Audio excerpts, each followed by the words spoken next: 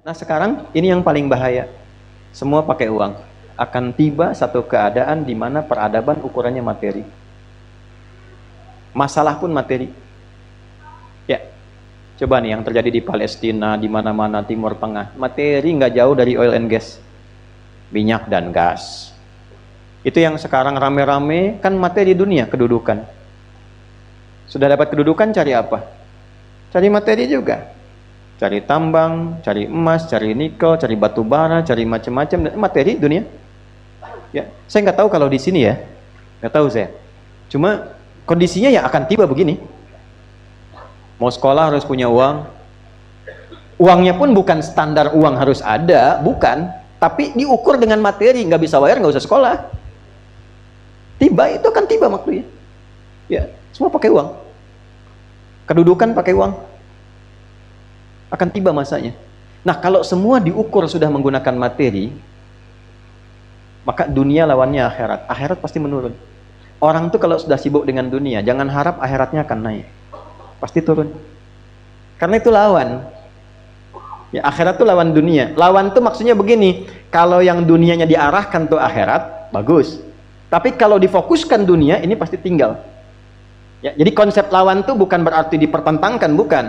Maksudnya hidup di dunia ini perangkatnya dibawa memenuhi kebutuhan akhirat. Bukan meninggalkan profesi yang baiknya. Anda tetap jadi direktur, jangan resign. Saya mau jadi pengurus masjid aja, jangan. Itu ceramah yang salah. Tetap jadi direktur, cuman sholat tetap dijaga. Manajer tetap hafal Quran.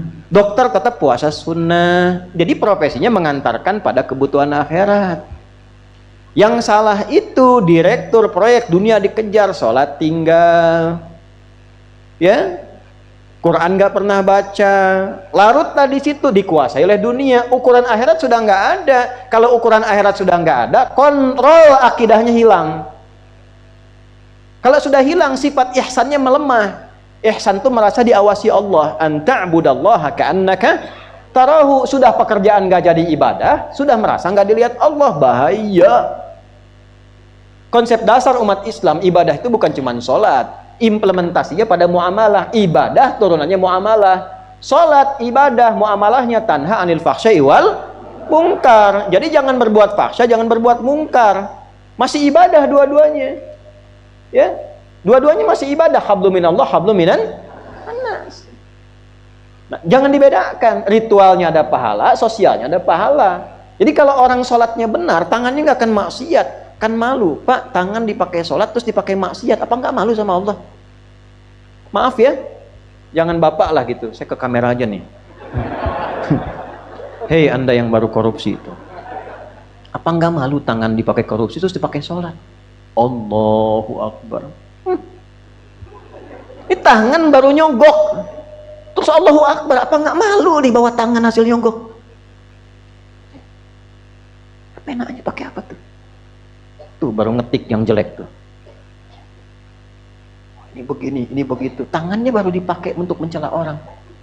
Terus mengatakan Quran, Sunnah, lalu mengatakan Allahu Akbar takbir dengan tangan yang baru dipakai maksiat. Apa nggak malu? Coba antum tuh yang rekam tuh handphonenya tuh. Coba. Ada gambar apa di situ? Apa nggak malu handphonenya dimasukkan ke saku di bawah sholat dan di situ ada gambar-gambar yang tak pantas?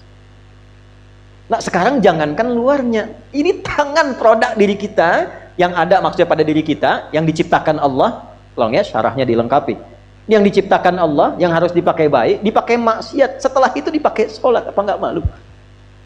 Ini lisan yang dipakai zikir, astagfirullah, subhanallah, Allahu Akbar, lalu digunakan mencela.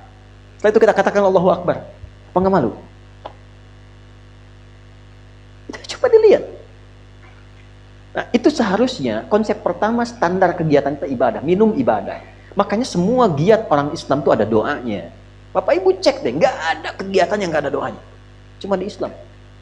Ini menunjukkan agama ini bukan buatan manusia. Kalau bukan ketetapan Allah, nggak mungkin ada pekerjaan kecil apapun ada doa. Dan doanya beda-beda.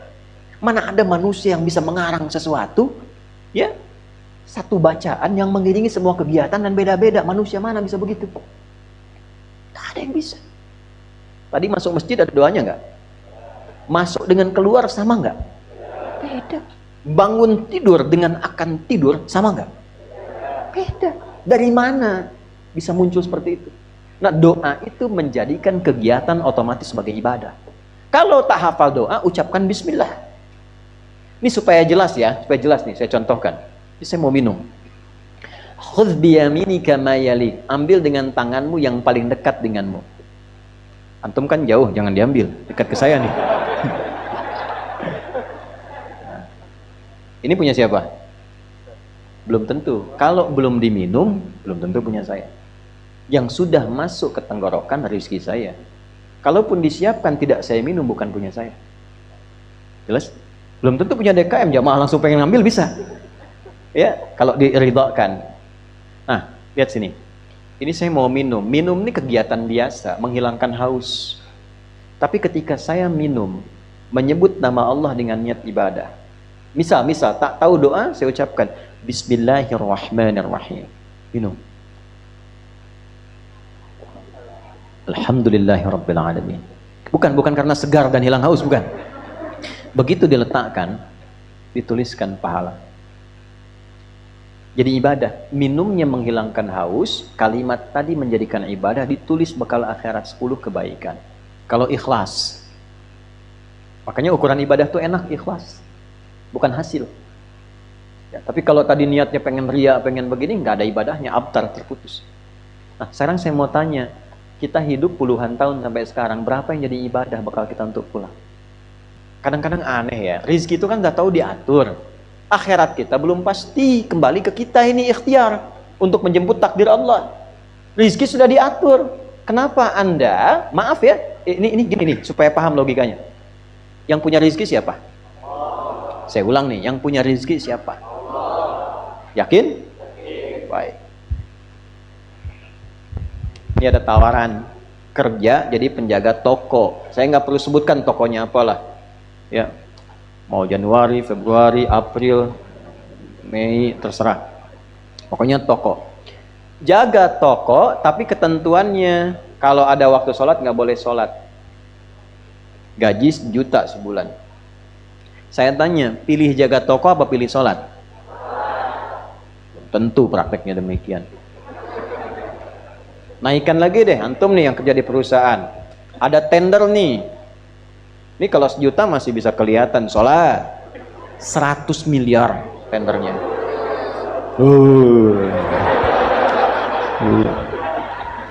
Waktunya bersamaan dengan Jumat. Pilih Jumat atau pilih 100 miliar?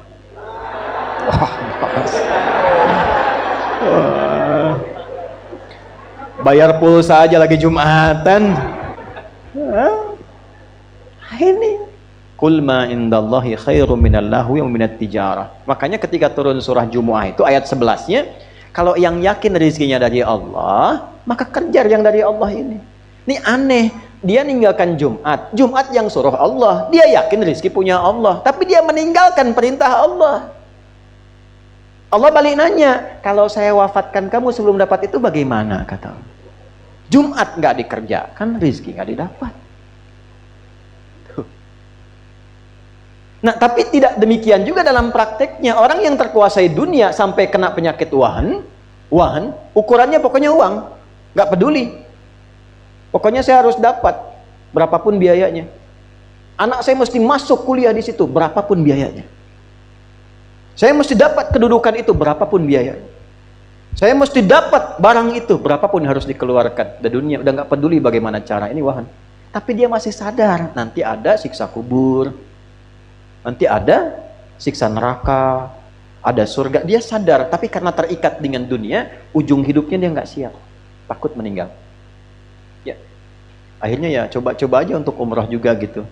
Cuman hartanya dipakai dari hasil nyogok, hasil korupsi, macam-macam. Jadi begitu ada orang haji mengatakan labbaik Allahumma labbaik, maka dijawab oleh malaikat. Allah sampaikan ke malaikat, la labbaik la sa'daik. Nggak ada labbaik tuh, nggak ada sa'daik.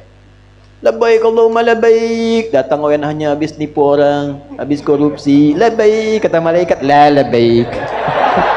Nggak ada labbaik tuh. Tuh albek tuh katanya. Ah, itu benar hadis tuh. Al-baiknya bukan, tambahan aja tadi. Hadis la labbaik la labbaik la sa'daik kata malaikat. Enggak ada kamu labbaik, enggak ada sa'daik, enggak ada benar-benarnya kamu itu. Gitu. Kami hati-hati. Itu Tuhan.